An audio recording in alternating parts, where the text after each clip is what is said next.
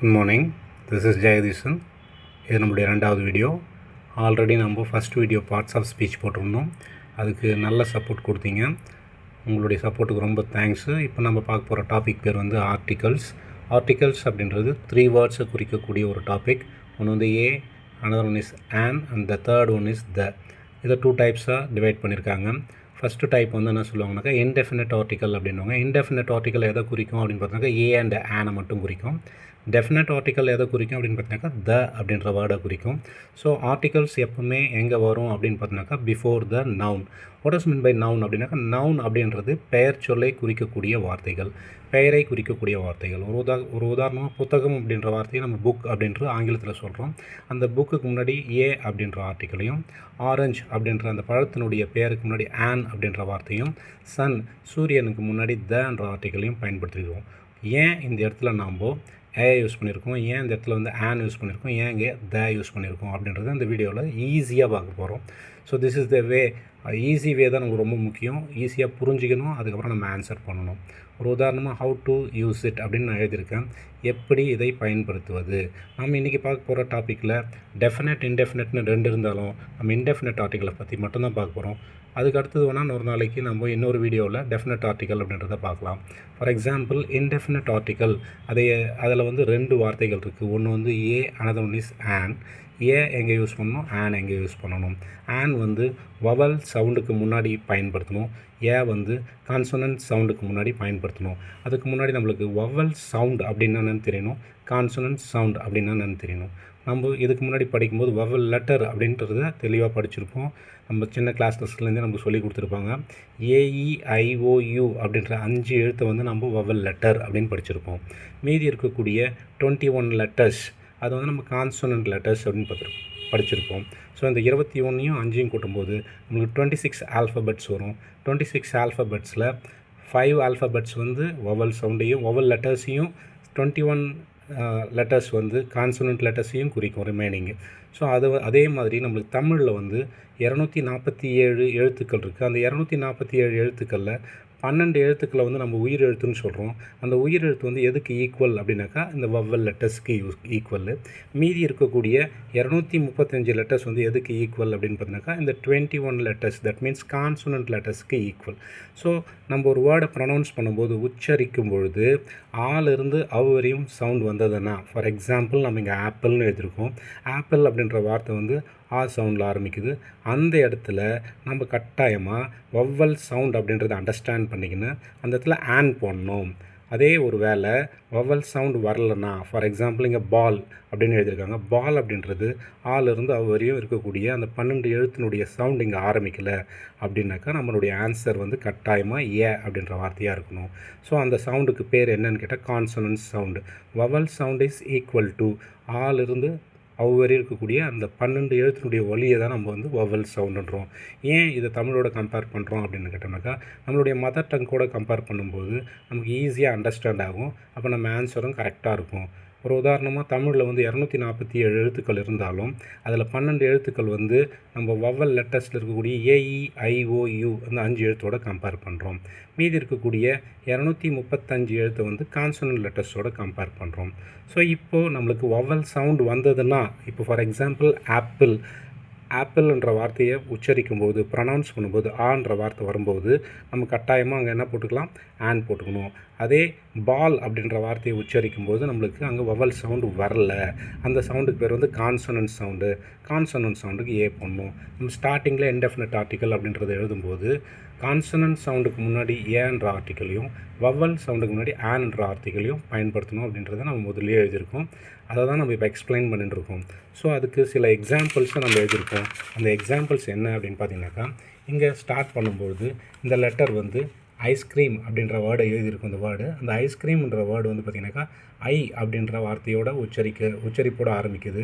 So இந்த ப்ரொனன்சியேஷனில் வந்து நம்ம என்ன பண்ணணும் அப்படின்னு பார்த்தீங்கன்னாக்கா இது வவல் சவுண்ட் அப்படின்றது நம்மளுக்கு அண்டர்ஸ்டாண்ட் ஆகுது. அப்போ நம்மளுடைய ஆர்டிக்கலினுடைய ஆன்சர் வந்து ஆன். நெக்ஸ்ட் வேர்டு வந்து பார்த்திங்கனாக்கா ஓல்டு புக். ஓன்ற சவுண்ட் இந்த இடத்துல வர்றதுனால நம்ம ஆன் ஓல்டு புக் அப்படின்னு சொல்லிட்டு நம்மளுடைய ஆன்சர் இருக்கணும். அதுக்கு அடுத்து நம்ம பார்க்கும்போது யூனிட். யூன்ற எழுத்து வவ்வல் எழுத்தாக இருந்தாலும் it is a vowel letter, but the sound is not vowel sound. So அப்போ நம்ம வந்து வவல் சவுண்டு வரல. ஸோ அப்போ இந்த சவுண்டுக்கு பேர் என்ன அப்படின்னு கேட்டோம்னாக்கா கான்சனன்ட் சவுண்டு. அப்போ கான்சனன்ட் ஒலி வரும்போது நம்மளுடைய ஆன்சர் வந்து ஏவாக இருக்கணும். யூரோப்பியன் எழுத்து வந்து பார்த்திங்கன்னா ஈல ஆரம்பிக்குது, பட் சவுண்டு வந்து பார்த்திங்கனாக்கா யூவில் இருக்குது. ஸோ அப்போ யூரோப்பியன் அப்படின்னும்போது யூரோப்பியன் போடணும். இந்த பக்கம் பார்த்தோம்னாக்கா அம்ப்ரல்லா. அம்ப்ரல்லான்ற போது ஆ சவுண்டு வரதுனால நம்ம ஆட்டோமேட்டிக்காக ஆன் போட்டுக்கலாம். ஸோ ஐ சவுண்டோ, ஓ சவுண்டோ, ஆ சவுண்டோ இது எல்லாத்தையுமே நம்ம என்னென்னு சொல்லணும் அப்படின்னு கேட்டால் வவ்வல் சவுண்டு. வவ்வல் சவுண்டு வந்துச்சுனாக்கா ஆன் போட்டுங்க.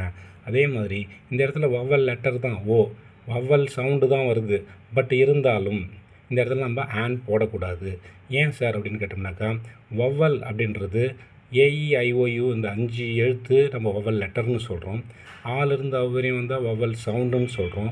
இந்த இடத்துல ஓன்ற வார்த்தை வருது. பட் நம்ம இங்கிலீஷில் இப்போ படிக்கும்போது ஒன் அப்படின்னு தான் படிக்கிறோம், ஒன்னுன்னு படிக்கிறதில்ல. இன்னும் சொல்ல போனாக்கா நம்ம ஒரு புக் அப்படின்னாக்கா புக் அப்படின்னு சொல்கிறோம், ஒரு பென்னுனாக்கா பென்னுன்றோம். ஸோ ஒன் அப்படின்னும் போது it is equal to so ஒன்னுக்கு மட்டும் எக்ஸம்ஷன்.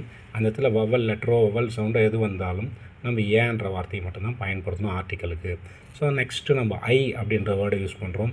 ஐன்ற வார்த்தைக்கு வந்து பார்த்தீங்கன்னா ஐன்ற வேர்டை ப்ரொனவுன்ஸ் பண்ணும்போது இந்த சவுண்டில் நம்மளுக்கு வவ்வல் சவுண்ட் வருது, அதனால் நம்ம ஆன் போட்டுக்கிறோம்.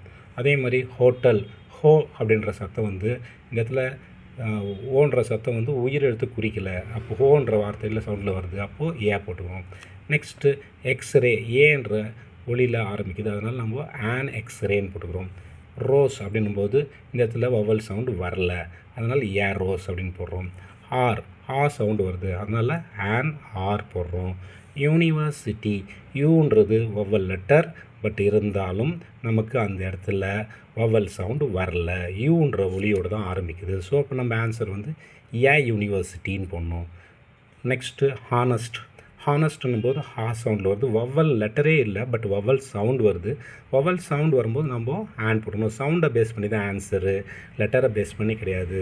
ஸோ ஆர்டிகல்ஸில் ஆனும் ஏவும் நம்ம ஆன்சர் பண்ணும்போது you just understand the sound. நம்ம ஒளியை அடிப்படையாக வச்சு தான் நம்மளுடைய ஆன்சரே இருக்கணும். ஹானஸ்ட் மேன் ஹாவில் வருது, ஆனஸ்ட்னு போட்டுடலாம்.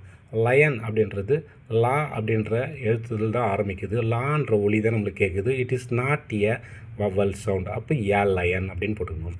இந்த மாதிரி அப்ரிவேஷன்ஸ் வரும்போது எம்எல்ஏ, எம்பி அது மாதிரி வரும்போது என்சிசி இதெல்லாம் வரும்போது இந்த இடத்துல ஏன்ற எம்எல்ஏக்கு ஏன்ற வார்த்தையும் என்சிசிக்கு ஏன்ற வார்த்தையும் ஒளி உச்சரிப்பில் வருதுனால எம்எல்ஏ என்சிசி அப்படின்னு போட்டுக்கணும்.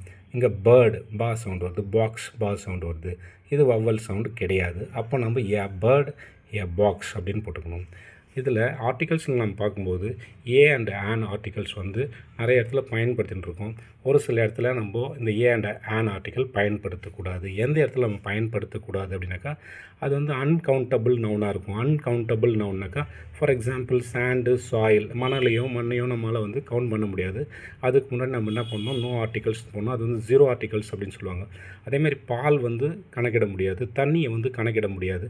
இந்த கணக்கிட முடியாத வார்த்தைகள் அதெல்லாம் வரும்போது அன்கவுண்டபிள் நவுன்ஸ் வரும்போது நம்ம ஆர்டிகல்ஸை பயன்படுத்தக்கூடாது. ஸோ இப்போ நம்மளுக்கு இந்த வீடியோவில் உங்களுக்கு தெளிவாக புரிஞ்சிருக்கும் எங்கே பயன்படுத்தணும், எங்கே பயன்படுத்தணும். ஆலிருந்து வரையும் இருக்கக்கூடிய இந்த 12 எழுத்தினுடைய ஒலி வந்தால் அதுக்கு முன்னாடி இருக்கக்கூடிய டேஷில் ஃபில் த பிளாங்க்ஸில் நம்ம பயன்படுத்தணும். அது வரல, அந்த சவுண்டு வரல அப்படின்னாக்கா நம்ம கட்டாயமாக தான் பயன்படுத்தணும். அன்கவுண்டபுளாக இருக்குது, எண்ணிக்கையில் அடங்காத ஒரு சில வார்த்தைகள் வருது. நீரை வந்து நம்ம எண்ண முடியாது, அளவு எவ்வளோன்னு சொல்ல முடியாது. அப்படின்னும்போது அதில் நோ ஆர்டிகல்ஸ் அப்படின்னு சொல்லிட்டு போட்டுக்கலாம். ஸோ நம்ம இன்றைக்கி பார்த்த டாபிக் வந்து இன்டெஃபினட் ஆர்டிகல்ஸ். இந்த வீடியோ உங்களுக்கு யூஸ்ஃபுல்லாக இருந்தாலும், இந்த வீடியோ உங்களுக்கு பிடிச்சிருந்தாலும் உங்களுக்கு பிடிச்சிருந்தால் நீங்கள் வந்து சப்ஸ்கிரைப் பண்ணுங்கள். தேங்க்யூ ஃபார் வாட்சிங் this video. Thank you very much.